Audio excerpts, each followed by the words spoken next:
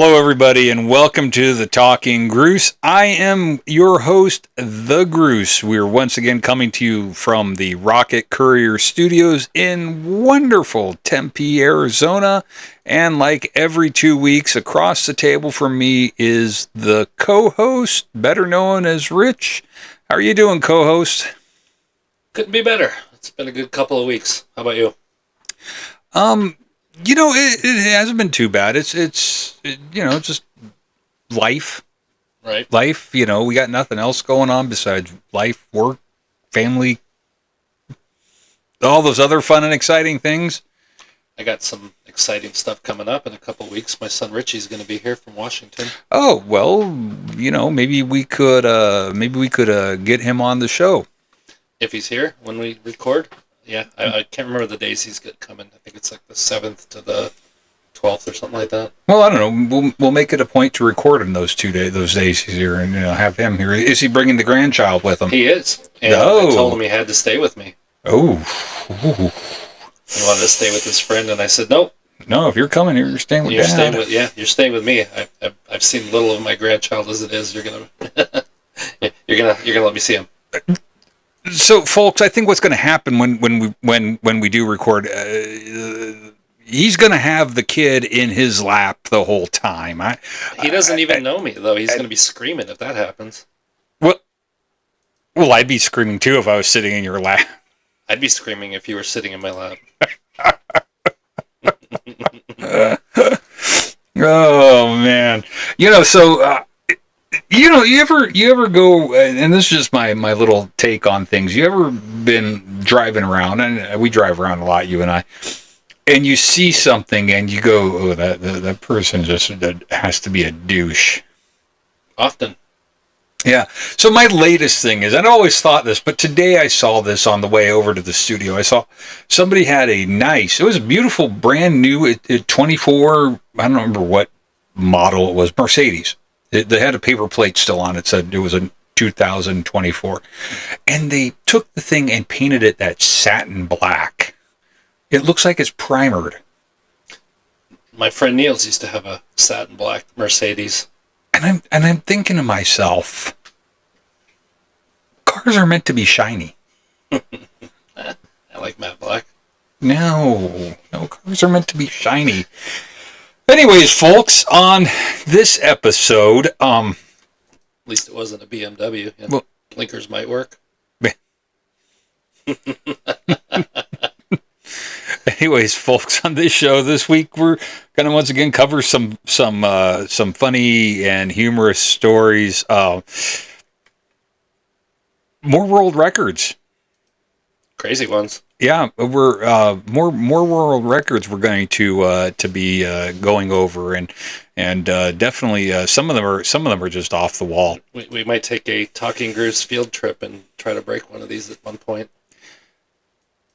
No, we are going to. We got to be determined here and decide to do that. But yeah, so we're going to go over some of the new world records that have come up, and I think that's going to be a thing on our show is world records, just because every time we talk about them, there's just always something really wacky. Yeah. I mean, and it's like every couple of weeks somebody is trying to break a world record, and it's you question why they actually do it. I don't know. We're going to try to break one, so. Yeah, well, and we will, and that will be. And if we do break it, so we'll get to that when we get to the story. You know what? Let's go ahead and get on with this show. But first, let's go ahead and pay for this episode like we always do. So every couple weeks, we come to you guys from Rocket Courier Studios in Tempe, Arizona. Rocket Courier. If you do business in Arizona, or you're a business that does business in Arizona, or if you're a company that needs things done in Arizona, reach out to Rocket Courier. They are A+ rated with the Better Business Bureau. Been in business for over 15 years. They will deliver anything as small as a pallet, or as small as an envelope and as large as a pallet. They do court filings. They do process serving. They do it all. They're your all-round courier company.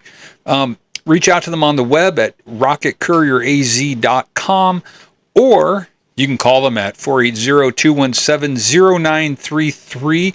Mention the Groose. Get $5 off your first order. Rocket Courier. Remember, it's not rocket science.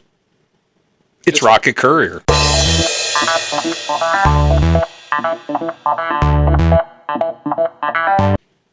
And now, weird from the web.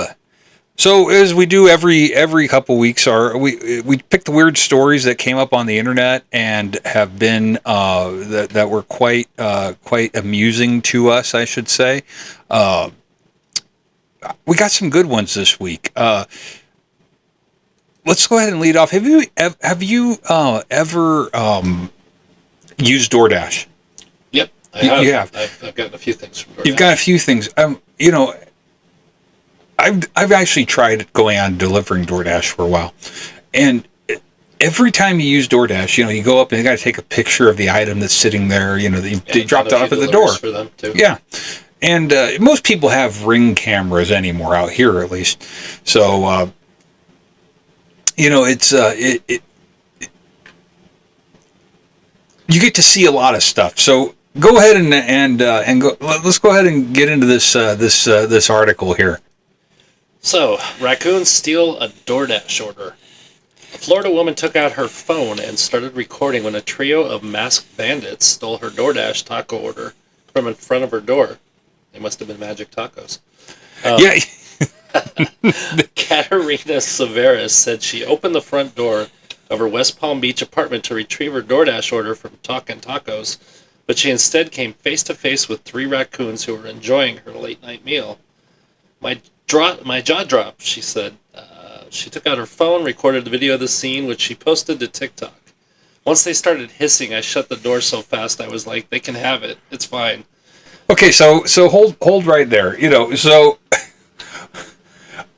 I guess that does give a new meaning to the magic taco. It magically disappeared. Right. And out of any of the animals there, I've always thought that. What if somebody comes up and takes it after you go and deliver it? I mean, I'm sure they got the picture of the DoorDash got the picture of the order right there. I've always wondered that, But if you're going to have an animal take it, raccoon. They already have the black mask on.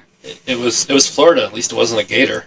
Well, that's one thing in Florida. Yeah, you would definitely have to worry about the alligators coming up. You would be the alligators DoorDash.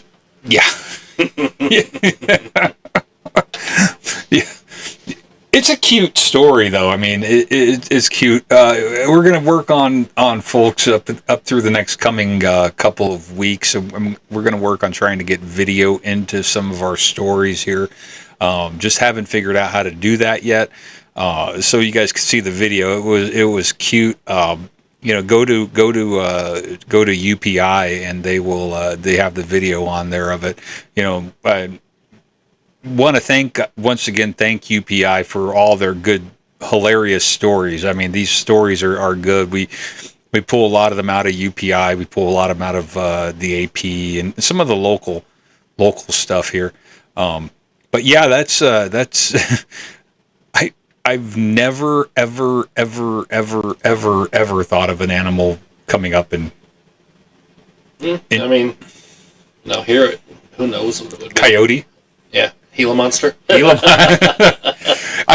had an Arizona history teacher in high school. He said, if you get killed by a Gila monster, you deserve it. And his theory behind it is, number one, the Gila monster is slow. Right. So if you let the Gila monster catch you, number one, you're slower. Yeah, number one. Number two, in order for the Gila monster to inject its venom into you, it has to bite down. So it bites down, but then it has to grind its teeth back and forth. So if you can't miss all 3 of those steps, you deserve it. Yeah, that's, by the time its teeth were ready to grind, you'd think you'd be like trying to shake them off. Yeah, I would. I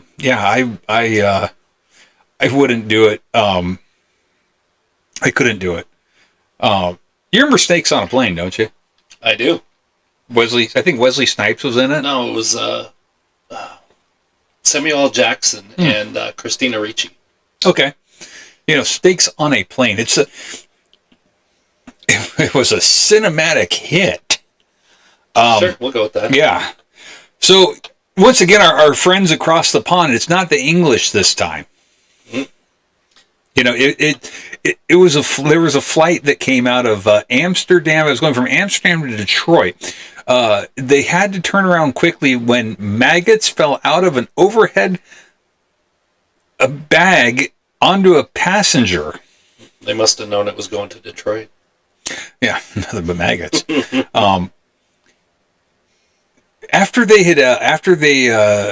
was inspected by the flight crew on the Delta flight, and they found an improperly packed carry-on that contained rotten fish wrapped in newspaper. Yum. How about that for an overseas trip? I couldn't. I couldn't. Somebody. Of course, you got the Nordic people up there. They're big on fish. Right. Them and their herring.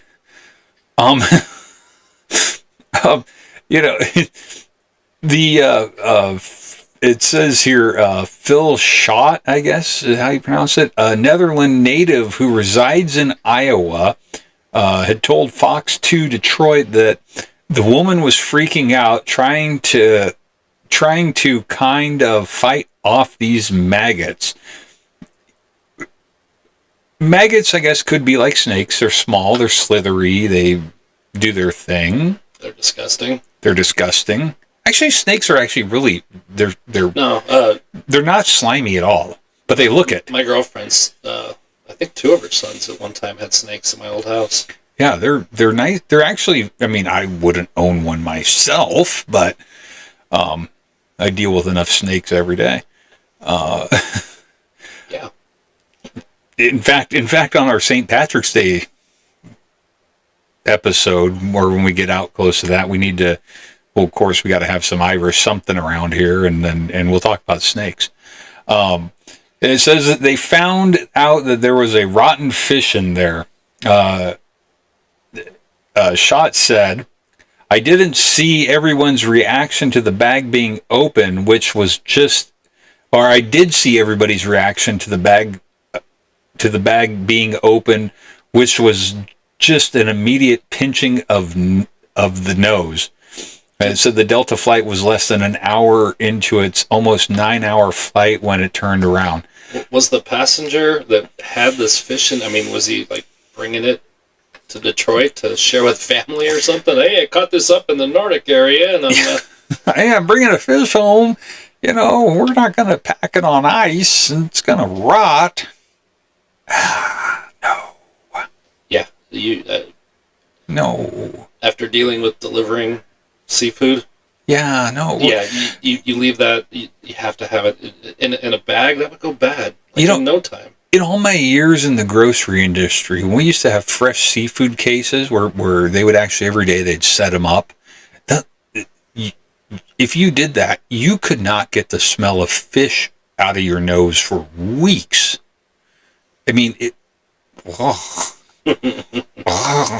Yeah, I don't think I would have wanted to work in the seafood department, no matter how much they made. No. But yeah, once again, snakes on a plane, maggots on a plane. That would. We need to come up with some like fan video, maggots on a plane. Dun dun dun. So next we have birds in Walmart. Well, have you ever been into Walmart and seen birds flying around? When I worked at into a grocery store in the day. Yeah, when I worked at the Smiths in Tempe, there was birds flying around. They used to have those open doors. Mm-hmm. They didn't have the automatically open doors like they do now. They just had like what they call it, the air door. Yeah, I think it was the air door is what they called it. I don't remember exactly. That was 100 years ago, folks. I can't remember if I put underwear on today. I don't want to know. Shoppers at a Walmart. Yes, I did actually. Shoppers at a Walmart store in Saskatchewan were surprised to discover the store has Saskatchewan, of all places. Oh, we got birds in Saskatchewan. Hey. That reminds me. Let me interrupt this story a little bit here. So we're out in snowbird world in Arizona, and especially in the East Valley of the Phoenix metro area. You see a lot of Canadian license plates. Oh yeah, and Saskatchewan, Alberta. My favorite though, Manitoba. Oh yeah. Now, and here's why. Because just think about it. Would you like to order a Manitoba on rye? It just sounds good. Sure. Yeah. Anyways, go on. The birds have been flying around in recent days inside the Preston Crossing Walmart in Saskatoon. I remember them saying something in Grown Ups. Saskatoon? The Grown Ups movie. Yeah, the guy was talking about Saskatoon. Jan Shattuck, executive director with Living Sky Wildlife Rehabilitation, said the birds likely aren't inside the store by accident. When it's minus 50 degrees out in Saskatchewan, yeah, let's live there. They're not crazy. They're going to be looking for somewhere warm. She told the news. Shattuck said the best thing to do for the birds is to ignore them, as they would be difficult to evict. People should only be concerned if they spot the birds landing on the floor. What else are they doing on the floor? Like why the birds wouldn't land on the floor? Most of them, at least all my time. Their crap would. Well, yeah. Yeah. They might be starting to get sick, or more likely just be really hungry and weak, Shattuck said. A Walmart in Texas previously made headlines in 2016 when hundreds of blackbirds descended on the parking lot. It's like an episode. It's like the movie The Birds. Right. Like, whoa, Hitchcock. Yeah. Multiple videos showing the birds covering cars and harassing customers went viral. Too bad they don't have any videos from inside the Walmart with the birds. They actually do. There's one on there, and once again, if we could put video on right now, I would find a way to get that put up. But yeah, no, they actually have a news clip from the company. I remember back when we used to have it happen. Once again, it was a little cruel, but we would have our receiver would go and bring his air gun, his pellet gun in and take care of the birds. Now, you can't do that anymore. And I get it. It's not for some, tree hugging, don't arm the birds. You shoot a bird over a produce section, which is usually where they're going to hang out because produce. Right, and all the grapes are going to be red. Yeah, exactly. The grapes will all be red. The apples will all be red, and you'll have a lot of red leaf lettuce. It's not really sanitary to just shoot them out of the sky. They put traps down and everything now, and it's just flying rat traps, huh? Flying rat traps, yes. It's the flying rat traps. Pigeons, they're no longer the rats, they're spies. Oh, right. Pigeons, they're spies, not rats. What's with all the strange World War II ordnance or ordnance being found? We got another one, huh? Yeah, we got another one. What was it? Part of a nuclear missile was found. What, last show? Yeah, like a warhead or like an inert warhead. Inert warhead, yeah. Well, what we have now is there is it says here a construction crew that was working on a future college campus near a Florida airport unearthed what turned out to be an inert World War II era bomb. Sounds familiar. At least it wasn't found in a garage. The Hernando County Sheriff's Office said the crew was working at the site of what will eventually be the Will Simpson Technical College in Brooksville. Will Wheaton. It's near the Brooksville Tampa Bay Regional Airport. They discovered the buried ordnance. And it said the explosive experts determined the decaying Mark 65, a 1,000-pound bomb that dated back to World War II, was inert. Well, once again, thank God for all these. It was a Lincoln? Yeah, Mark 65. And they couldn't even make it past 8. So, God love it. So it says the bomb's origins are believed to be tied to a World War II era military airfield that occupied the plot of land before it became Brooksville Tampa Bay Regional Airport.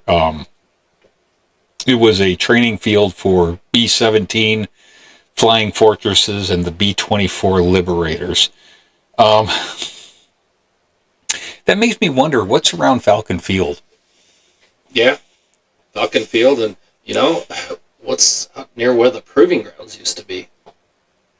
Ah, that's true. Yeah. I passed by there the other day, and I was like, that's so weird not to see the proving grounds there, but then I'm thinking, what would they find if they actually, Well, not in the proving grounds. They'd actually find it on the airport side of things. No, yeah. So we have out here, General Motors for years and years and years had a proving grounds out in East Mesa.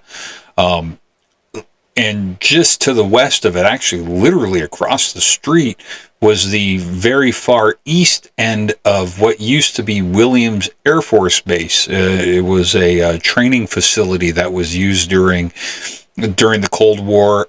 I don't know if it was after World War II, I think. I think it was built because Falcon Field was the training for World War II. But I would wonder if they actually had ordnance. That was still Williams was still an active Air Force base up until the early 90s. It was more like the mid 90s. I think it went away. Yeah, I know Clinton decommissioned it. When they got decommissioned and eventually just became an airport, Phoenix Gateway. But yeah, I wonder if they'd find stuff like that out there. We silence our phones when we record. Yes, we need to do that. It's one of those nights, folks. But yeah, it's funny to see how since we started digging into these episodes or digging into these odd news stories, how different place, different time, a lot of the same stuff. Yeah, that people do. Weird. Yeah, I mean, it makes sense if it was an old, training field. Yeah, it would be. I mean, it'd be. Hey, let's find another. At least it wasn't kept in somebody's garage, like the last time. Underground bomb shelter. Yeah, something like that. They got it tied up. So we're gonna talk about these crazy Guinness World Records being broken. Yes, we are. So with that, let's go ahead and get started with broken Guinness records.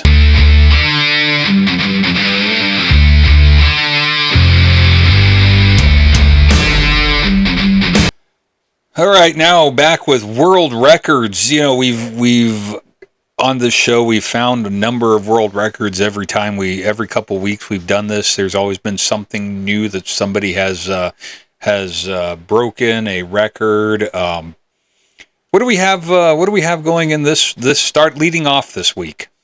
We've got a Danish man that earned an unusual Guinness World Record title when he managed to stuff 68 matchsticks into his nostrils.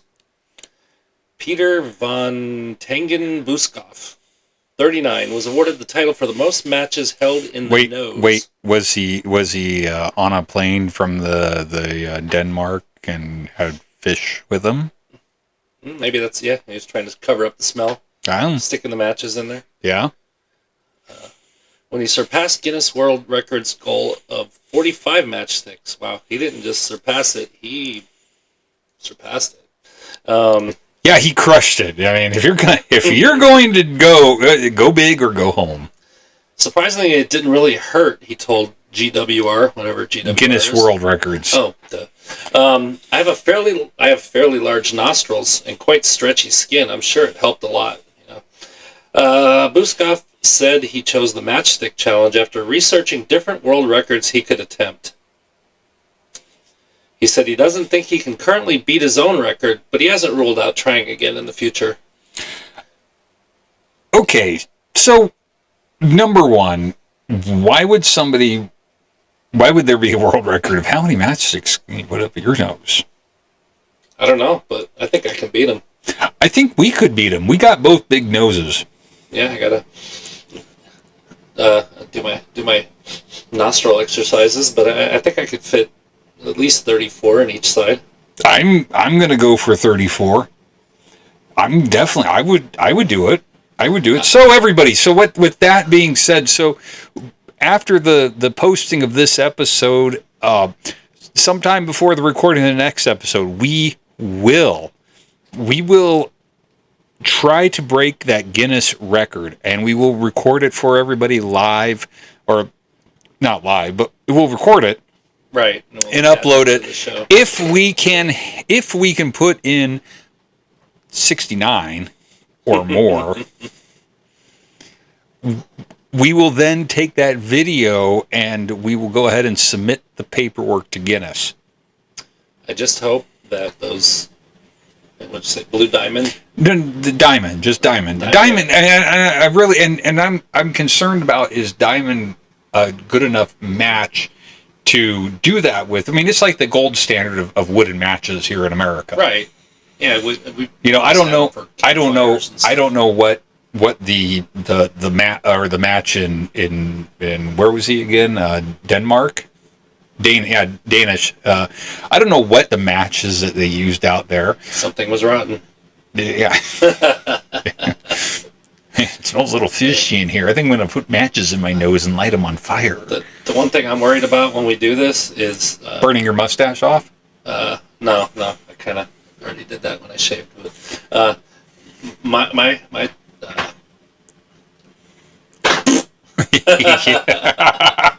just go on. Brain fart. Yeah. My biggest concern with doing this is these matches, when you can light them off of one another. Okay. I've seen that happen before. I've never done that, but okay. Oh, I've seen my uncles do it. Okay, but have you done it?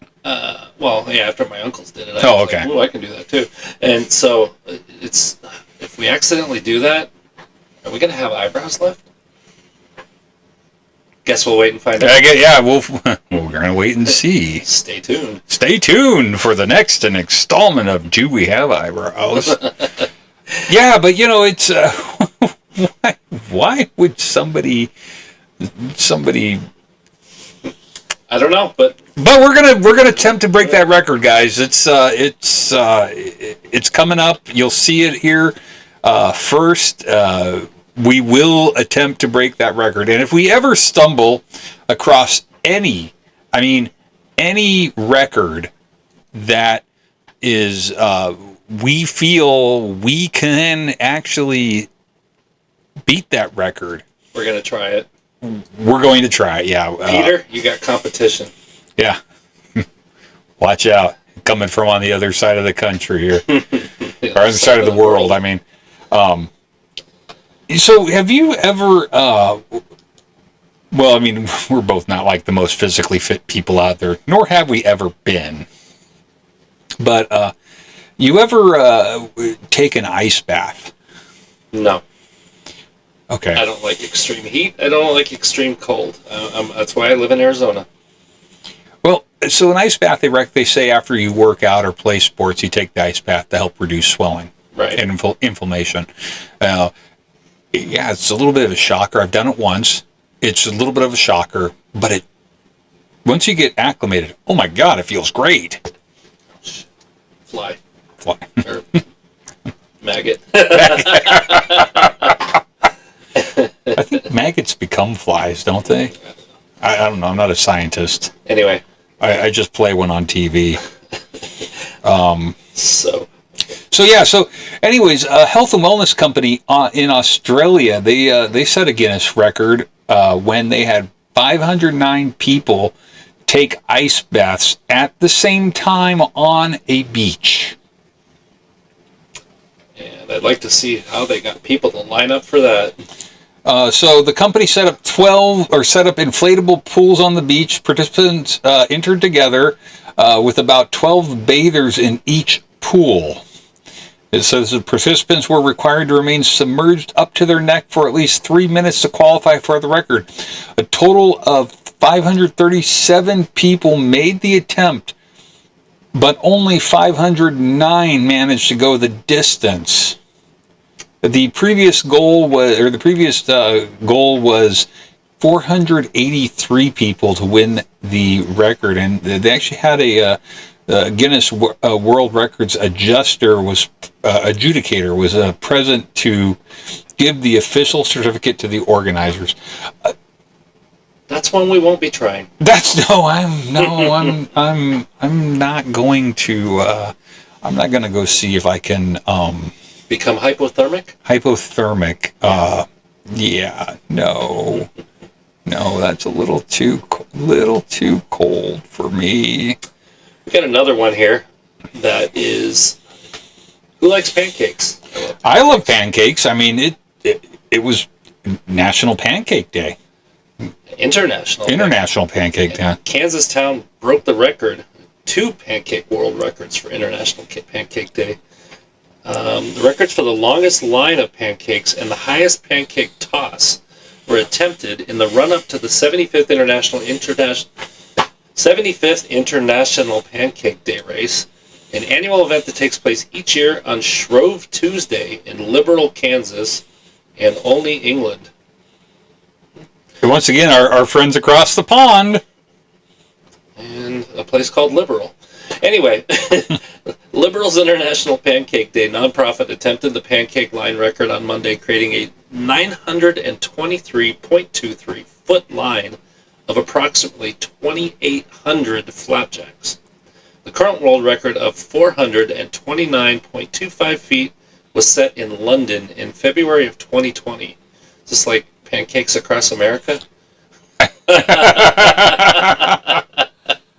Frank Hampton, Liberal's pancake maestro, attempted the record Tuesday morning for the highest pancake flip, achieving an altitude of 32 feet.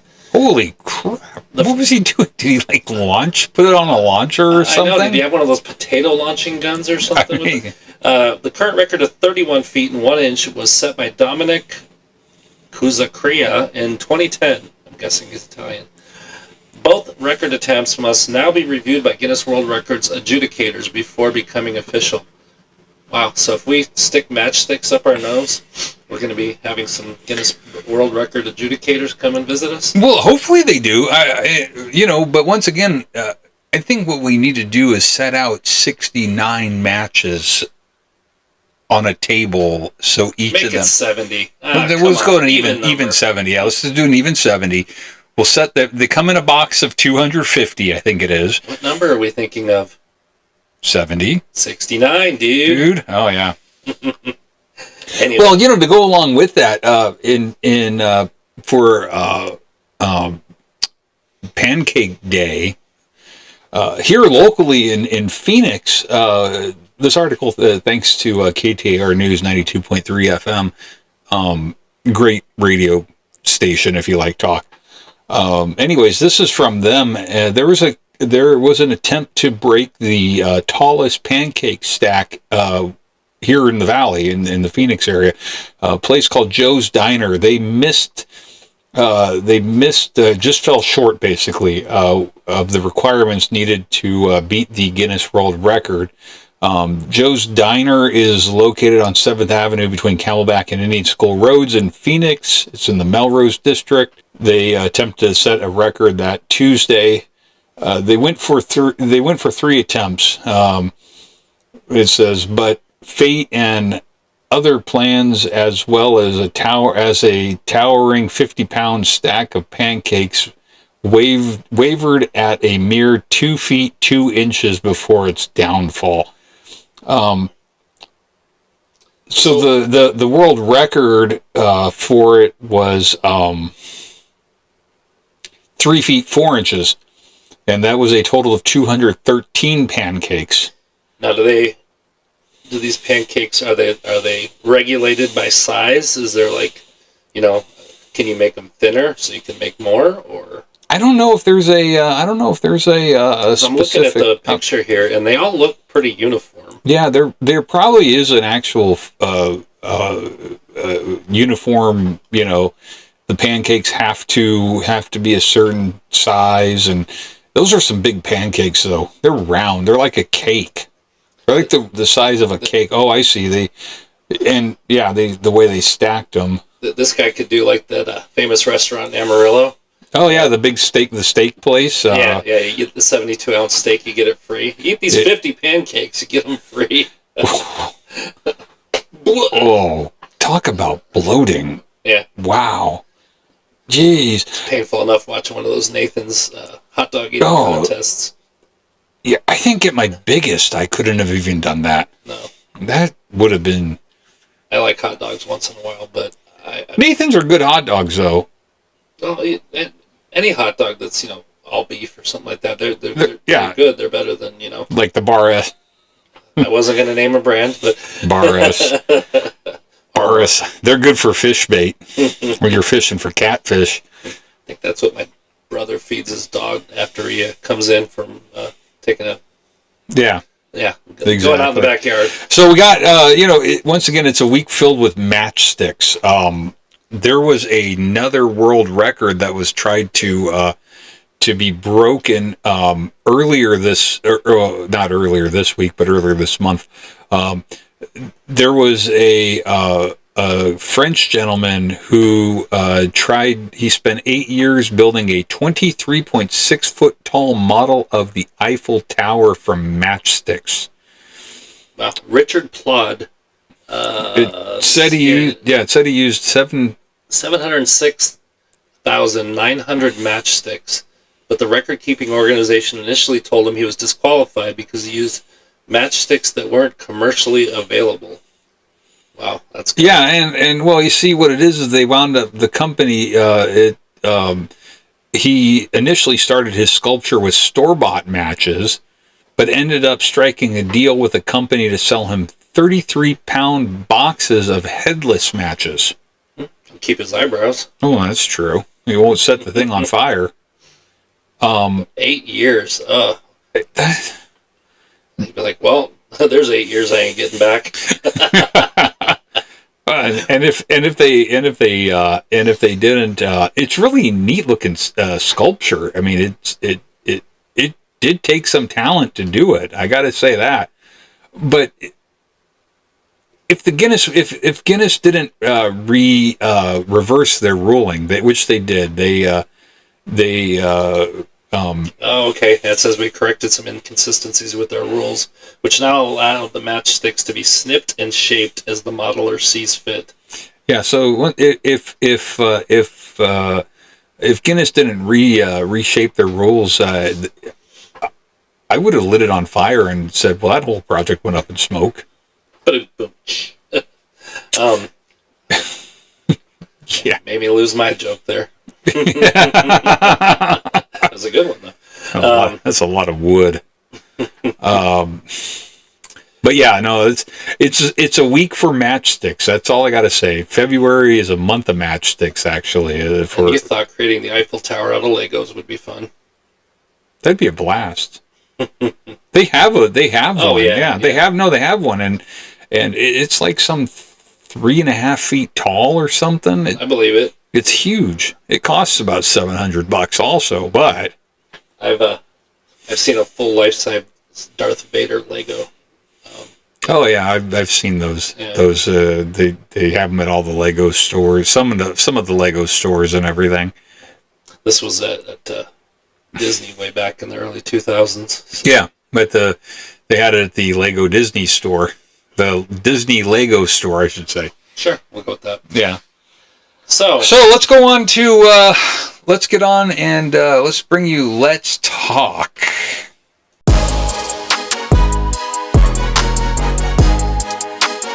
Hey, let's talk, everybody. So we have once again we decided to fend off talking politics or talking anything current in the news during Let's Talk, and we are going to every week or every episode we're going to go ahead and interject humorous angst of our youth.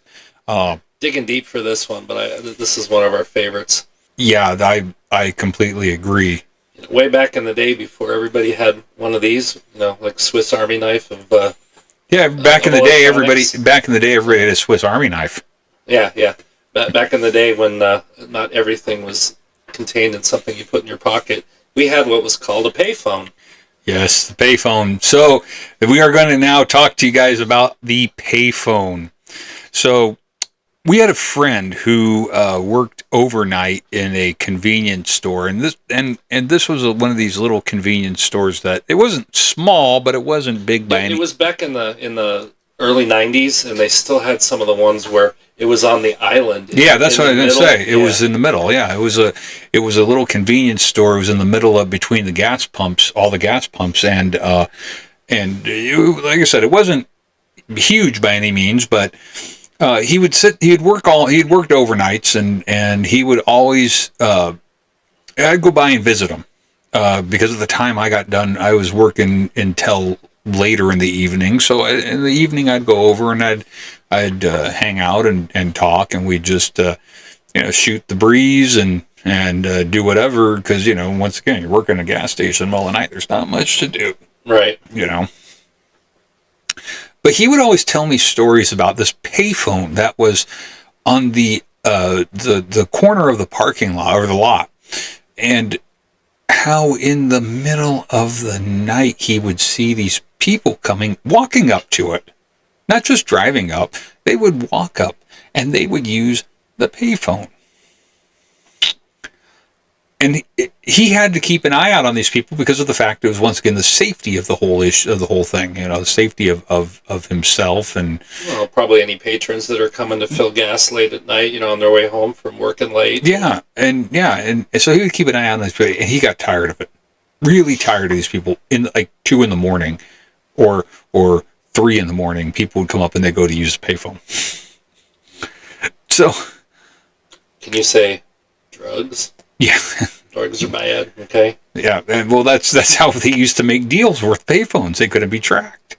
Now it's a burner phone. Yeah. But the burner phones of the 1980s. Yeah, the burner phones of the 80s and 90s and later.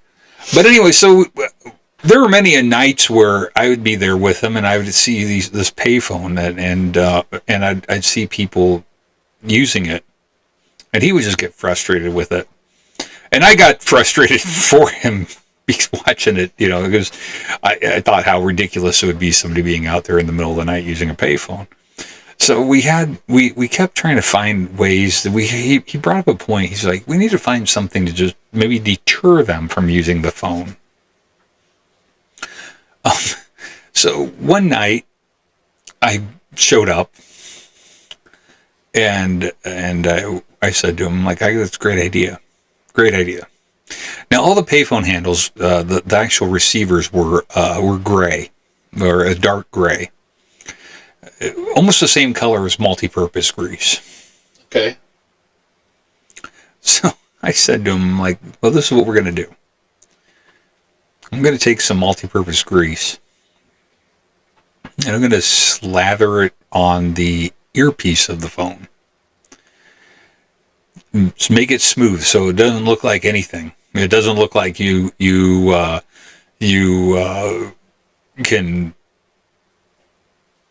wouldn't see it.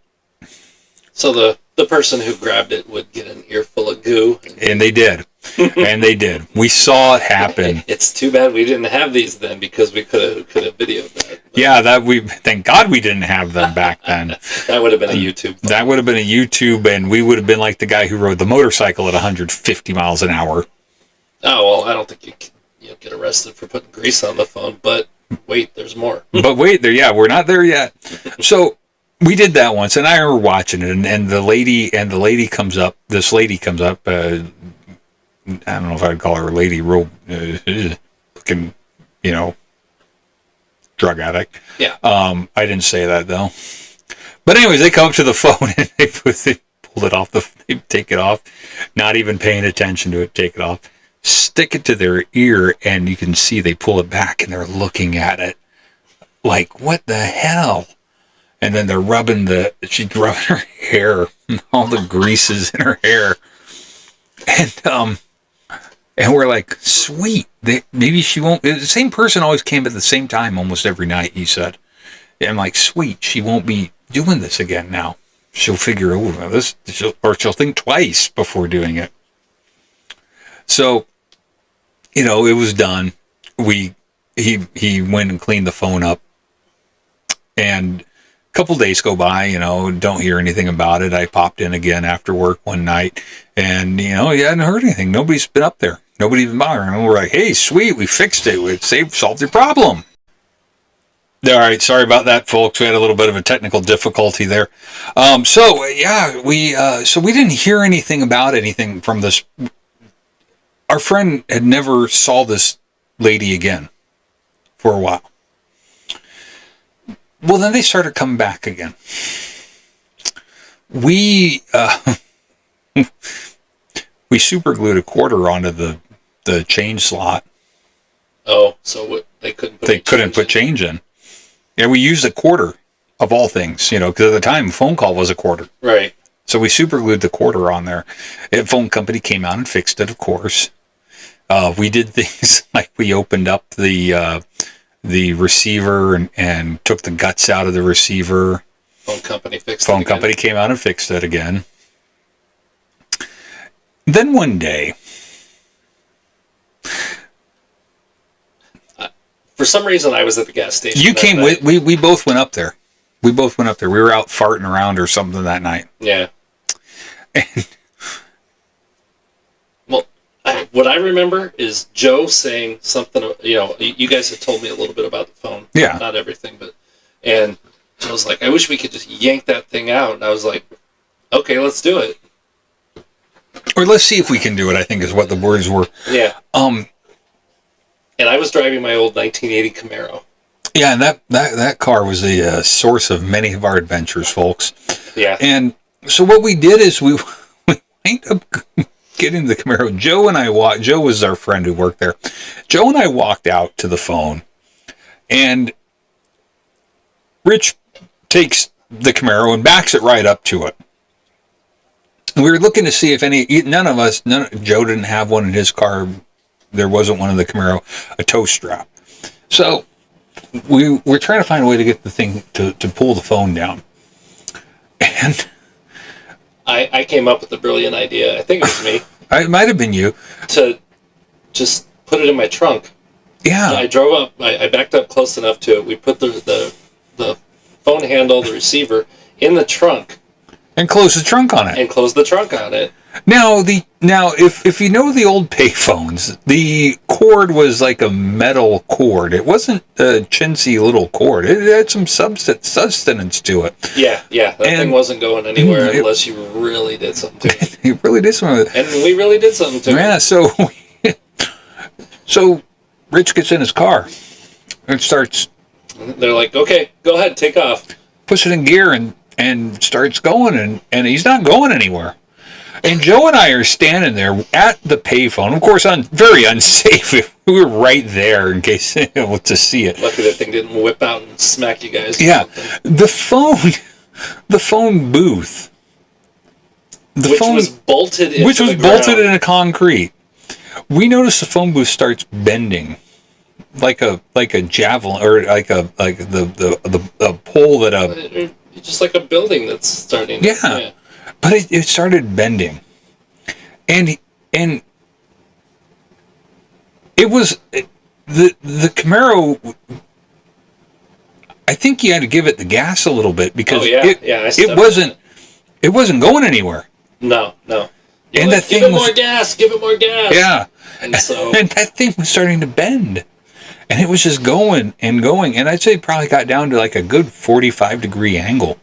Right out of a cartoon. I mean, it was bent really, really far. And we weren't sure, if it was going to pop out of the ground or. Yeah, we didn't know what was going to happen, but we just kept trying, and we were laughing our asses off about it. And all of a sudden, he just takes off. The Camaro just takes off, and we hear this. Wah, wah, wah, wah, wah, wah. And it's the actual phone booth. the phone, the wire had stretched to as far as it could go, and it finally snapped, and it caused the phone booth to snap back. Yeah, it was very cartoonish. Yeah, it was sitting there wobbling. It was wobbling back and forth, and so so the Camaro has a cord of a phone hanging out of it, and we messed up the hinges on my trunk too. We misaligned the trunk by doing it. I'm quite amazed that the thing actually closed anymore, and I think we kept that phone in the cord for the longest time. The receiver in the cord. I think he kept it in the trunk for a while. Did I? I don't remember doing that. Yeah, I think he had it in the trunk for a while. Joe took it as a souvenir. Well, he might have. I don't remember. But yeah, and needless to say, after that, they never came back to repair the phone, as far as I know. And so his problems were solved with the phone people coming up in the middle of the night. It sat there receiverless for a long time. It did. As far as I remember, like I said, I don't remember them ever putting it back on, at least in the time of us going over there. The funniest thing was just the way it snapped back. The thing just snapped, yeah. And the sound it made, you didn't really hear the sound because you were in the car. But the sound it made when we were standing next to it, it was like it just made this wow wow wow wow wow sound as it was flopping back and forth. Oh, the call you cannot be completed as dialed. please check your number and try again. Yeah, we reached out and touched someone.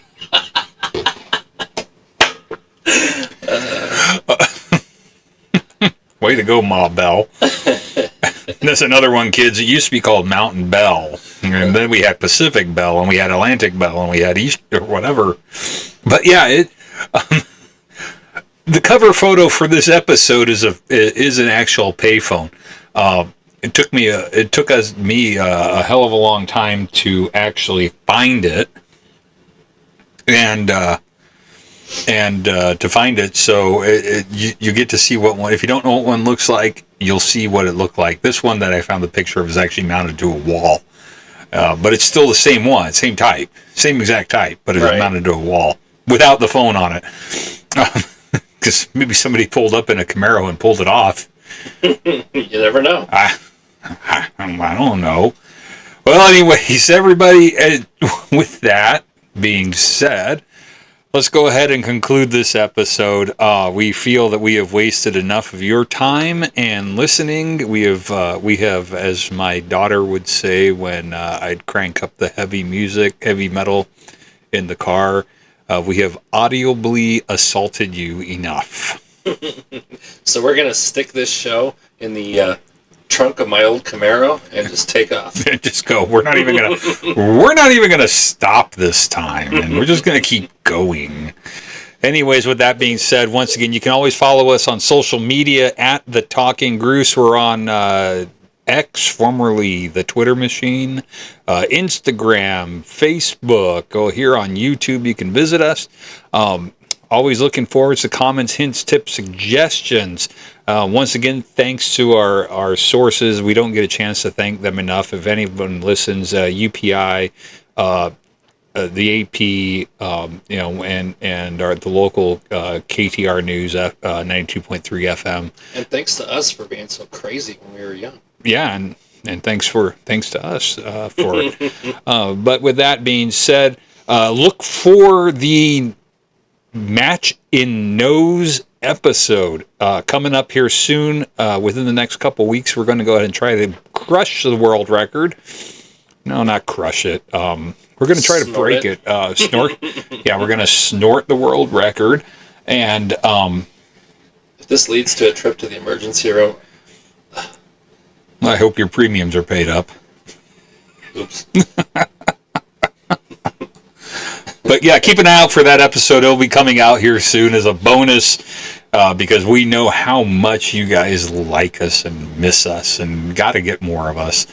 But with that being said, it has been a pleasure co-host another episode down.